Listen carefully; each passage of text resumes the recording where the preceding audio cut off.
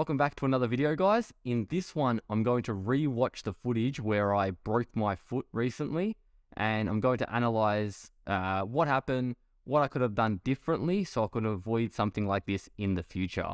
Now, this isn't going to be super fun for me because it makes me relive the moment, and I just remember as soon as I came off the bike, I knew that I definitely broke something. So yeah, let's take a look at what happened.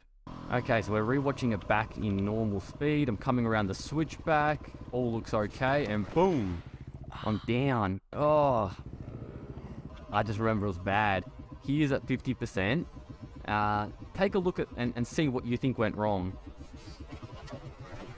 Oh. Alrighty, we're going to slow it right down. And again, see if you can spot the main issue or the thing that sets in motion how the injury occurs. It's not that spectacular of a crash. I've had way worse ones where I've gone over the handlebars, I've come flying, the bike's gone flying.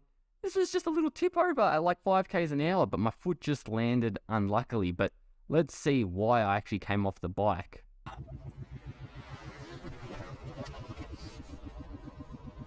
So here, I was already putting too much weight forward because this was on a downhill section.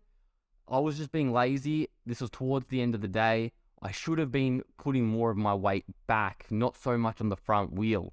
Because you'll see now, this rock is in my path and all of my weight is forward. So with all my weight forward, I hit that rock and that causes the front to now wash out. And straight away, not only does it wash out, it hits the loose section and I go down. And at this moment is when my boot is stuck between the bike and the ground. And we'll take a look at my boot now as to what I think happened, because there's two scenarios, but we'll have a look. Let's finish this clip. And then thankfully it actually slides a little bit out from under the bike, so it could have been way worse. It could have been ankle, it could have been tib, fib, all isolated in the midfoot. Now, in terms of the injuries sustained, I've got the MRI report here, and I fractured my first, second, and fourth metatarsals. I also fractured my cuneiform, which is like a bone that runs on the top of your midfoot, and I also bruised my fifth metatarsal. So thankfully there was no, there was ligament damage, but the ligament that runs through there was intact, which means at the moment I don't need surgery, but that could change depending on if the bones shift during this next 4 to 8 weeks. So fingers crossed that doesn't happen. But let's take a look at the boot as to why potentially this happened in this boot. All right, guys, so I've got my boot. This is going in the bin because these are the Alpinestars Tech 3s, which they are an MX boot, but they are the budget option, and potentially it could have been different if I was wearing, say, something like the Gaerne SG-12s or the Crossfire Sidi 3s. Now, if any of you guys have worn either of them, or if you've worn both or owned both and think one's better than the other, please let me know in the comments, because I'm going to be purchasing them before my next ride. So, but let's take a look at what happened with this one. Now, there's two things that I think happened.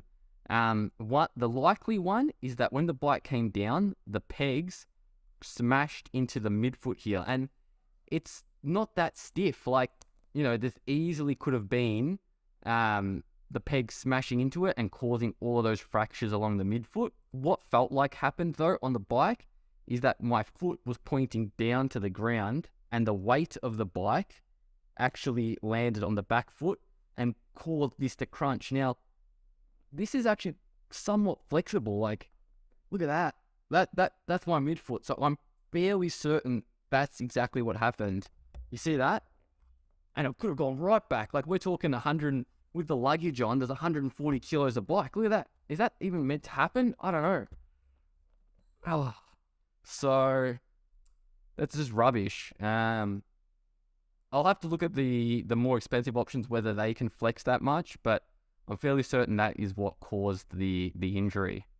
Well, there you have it, guys. That's the accident that caused my foot to be broken, and unfortunately I'm out for at least 2 months, probably longer for dirt, but I will be back for a road ride on the beach trail, maybe some gravel roads and stuff like that. But in terms of that more technical riding, that's going to have to wait until my foot is fully healed.